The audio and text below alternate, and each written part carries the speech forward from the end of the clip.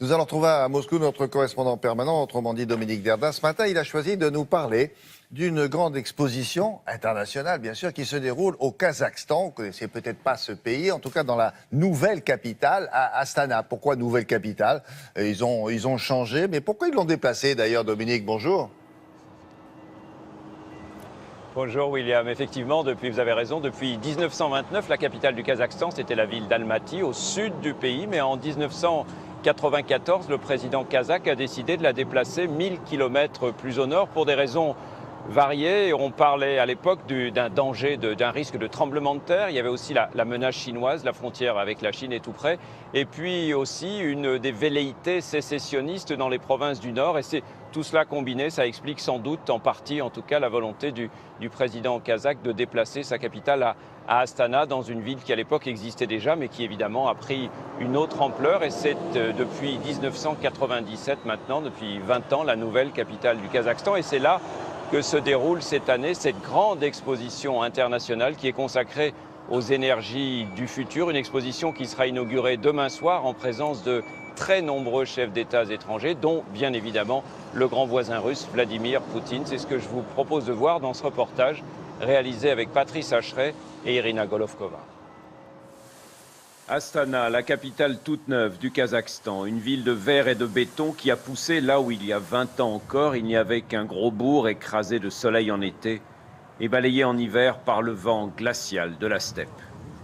C'est ici que s'ouvre demain l'exposition internationale qui doit contribuer à placer sur la carte du monde ce pays d'Asie centrale coincé entre la Russie et la Chine. Sur 25 hectares, à la périphérie de la ville, des immeubles futuristes dont le coût de construction est un secret d'État.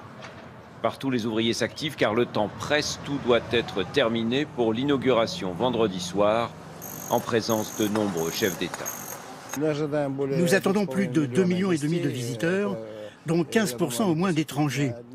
Et nous sommes convaincus que beaucoup reviendront une seconde fois, ce qui nous permet d'espérer autour de 5 millions de visiteurs. Thème de l'exposition, les énergies du futur, un domaine dans lequel la France détient un savoir-faire reconnu dans le monde entier. Sur les 115 pays représentés, le pavillon français est l'un des plus vastes.